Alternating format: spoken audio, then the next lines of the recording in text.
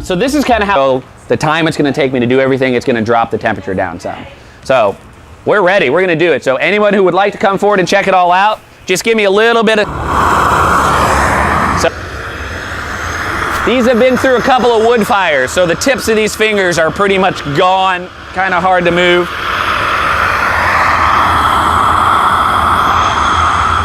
(1,765 degrees, so we should be good.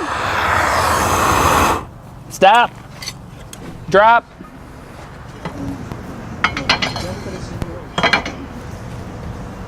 It will be warm. So you see it's got a bit of a sheen to it, but it's still pretty much just like a matte black.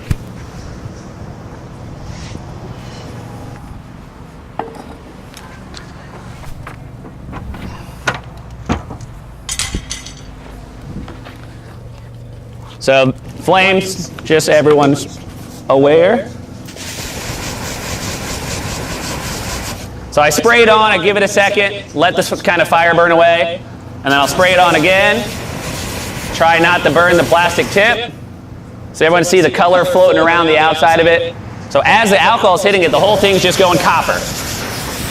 And as I stop, it's got this funky little halo as the alcohol is burning around the piece. So I'm going to do 2 or 3 more coats, really try to get that alcohol on there. Try not to set the ground on fire again.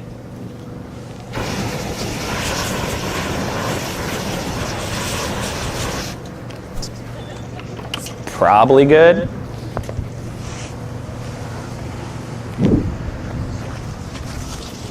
Couple of pine needles down in the bottom of the bowl.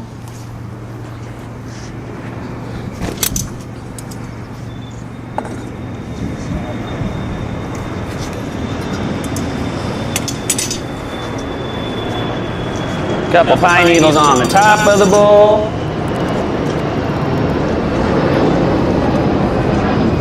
Once we've got flame,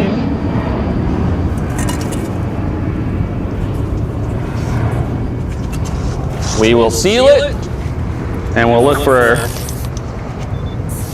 little gaps.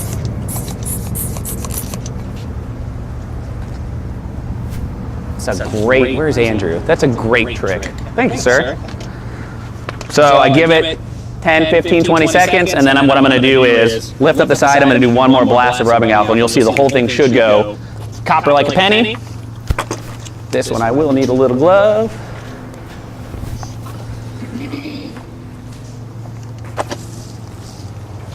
A weird process. I'm telling you, like, who invented this?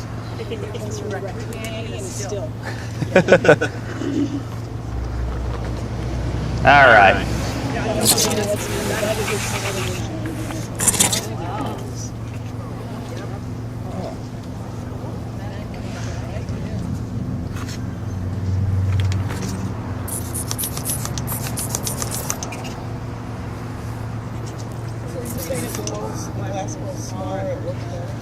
Just size-wise, so like the opening, if you can get it to where this glass bowl like sits in a little bit of the angle of the bowl, or it's a little bit bigger, what I like to do is I'll take the entire bottom bowl and I will wrap it in foil, multiple layers, so I can build up like a little ledge, so I can just smash that glass bowl kind of down on top of it. So you're going to see the whole thing just copper penny, and it's going to kind of sit like this. And if I left it and did nothing else to it, it'll very slowly over the next 10, 15 minutes start to get a little bit of color. But what I'll do is I'll kind of burp it, let a little bit of air get in. What I actually like to do is after it cools down some, I'll slide over, just give it a little bit of an edge, and I'll just kind of blow a little bit of air into it. In a perfect world, immediately on the opposite side where you blow the air in, it'll get a little blue, a little purple. Last time I had blue air and I covered it, and about 30 seconds later, the color all started to show up, so which is also fine. Doesn't quite have the oohs and ahs of Shawn just breathed the blue onto the pot, but it's nice. So it's just going through a funky little reduction here. All the oxygen's just kind of getting eaten away. This is the and we wait moment. How's everyone doing?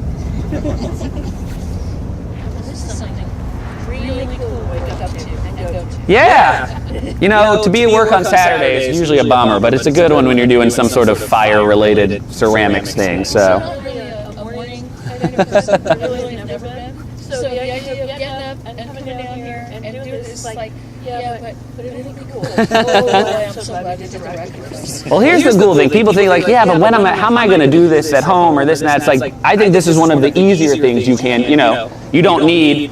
Even the Raku kiln, this big old clamshell has been sitting under a tarp for years. We have a shopping cart in the back, I'm going to like to show everyone, lined with insulating blanket that we use as a Raku kiln. Raku kilns are very simple to build. You just need something to contain heat. You get a little burner system, you get some sort of fiber blanket or brick, and you can build your own. So any little chamber, and this thing's 10 times bigger than I need. I've got another Raku kiln in the back that's 20 times bigger. I mean, for one piece, I need a little 12 by 12 by 12 inch box. That thing, yeah, to get it to temperature, over a long period of time, it'll eat away at the, opening it up when it's that hot. It's not always great for the elements, but it's not going to like break them by any means. It'll just kind of shorten the life of them a little bit. And it just takes a lot longer, even if you do a 9999, ramp this kiln up as quick as possible. I mean, that was twice as fast as I thought it was going to be. I'm going to kind of just dig away the sand on one side and just push the bowl slightly, and I'm just going to blow a tiny little bit of air in there just to kind of get the process going a little bit. And what you should see is on the opposite side where I blow the air in, whether it's immediately or whether it takes a while, and this is all just temperature based. It should start to go a little bit of those purple and blue kind of halo-ies on this side. So watch your kind of eyeballs around on the back side here. All right, so.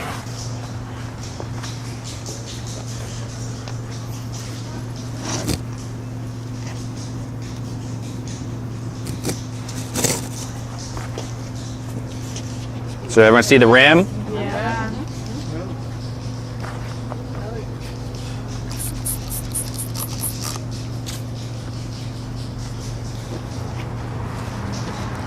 So where I blew in stayed a little bit more coppery, and the rest of it around it's starting to go a little bit more of those kind of purples and blues. And it's just going to keep changing like this. And this is kind of the cool part. Within reason, when it gets to the color I like, I'm going to take it out and spray water on it and kind of set that color. If I do it too quickly, it gets too much oxygen. Round one, I showed everyone. It was the most beautiful purpley blue. I was like, all right, that's the color I want. I hadn't done this in a couple years, and I was like, I'm going to set it. Just from the walk from here to there, it went black. Now, if you just left it in there to continue to come down to room temperature, what color do you think you'd wind up with? I think eventually it would probably darken to where you would lose some of this. I've never let that happen. I'm too giddy like a little kid. I want to get it out of there and do stuff to it, but...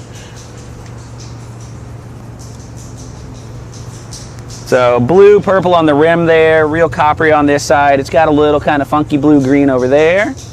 So you could just take the bowl off, spray it right there. You could. If you love it, you take the bowl off, you spray in water, and that's it. Which is technically what I'm going to do, but I might give it another little breathe of air just kind of to see what happens. So I think I'm going to try to get the other side to kind of keep up a little bit. I like to have the transition, but I'm going to pop that rim a little bit and just give it another little breathe of air.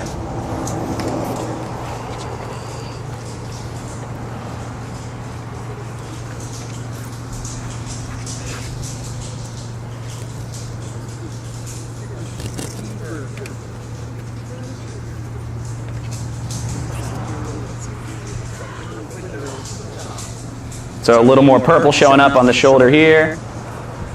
Still seeing a little coppery on this guy. Oh.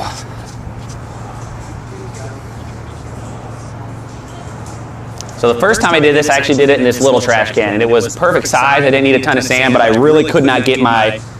Bare hands were great, but you can't quite grab this bowl barehanded. I mean, it's hot, but it's not like scald your face off hot. I mean, technically, I guess if I put my face on it, it might be scald my face off hot. So a little more funky purple going on this side. Still seeing a little coppery over here. Any suggestions, master potters? Depends on the shape of your vessel. I want to take it out now. I'm excited. So. Any suggestions? Well, you got to break a few. You got to waste a few. You know, it's like anything else. You got to trim through the bottoms of 100 or so. What clay do you recommend? So that's a great question. So because of the process, Raku in general, even though you're only going to low temperatures, it's kind of a harsh process. You're going from 0 to 16, 17, 1800 degrees in 20 minutes. So I like clay that's got a little sand, and even better, it's got grog in it.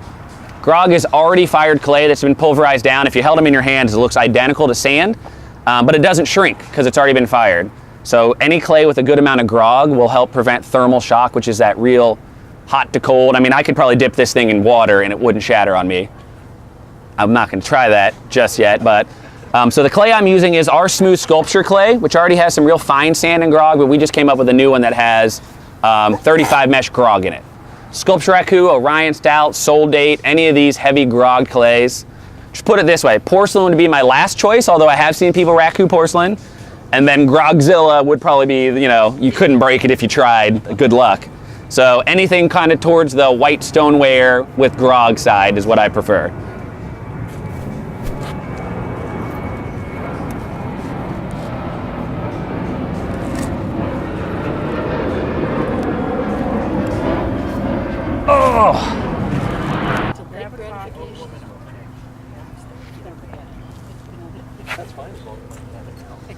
I'm going to give it another 30 seconds a minute and see. I kind of like the color here. I think because it's a bigger piece and it's warm. So this has already sat in there probably about as long as I usually go. But the color is really nice now. So I like there's blue on this side, purple, and the rim is, when I glaze, I spray glaze. For some reason I always forget to really get the rim. So usually, which is kind of nice, you get a black rim. So wherever it's unglazed basically. So I get a black rim and then these really bright shiny kind of colors underneath. So I'm going to pop this and I'm going to spray it with water right there in the bowl just to kind of start to set it, and then I'll just pull it over here and do the same. I'm looking for my water bottles.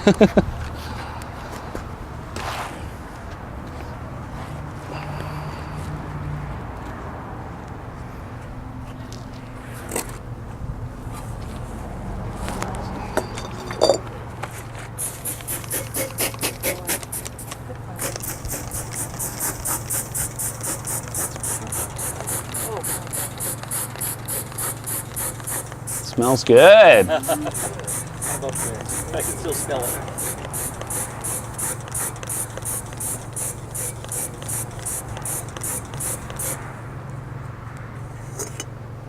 So kind of nice bright coppery colors underneath. You got copper on one side, purples, nice little bit of blue here.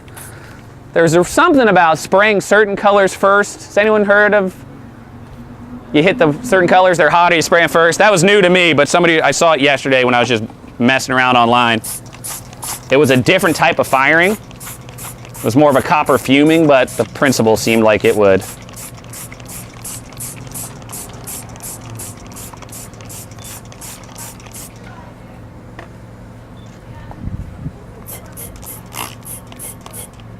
That's good. I think 1, 2, 3, 4. Worst, the next best, and this is probably, you guys came at the right time. I'm glad you didn't show up yesterday.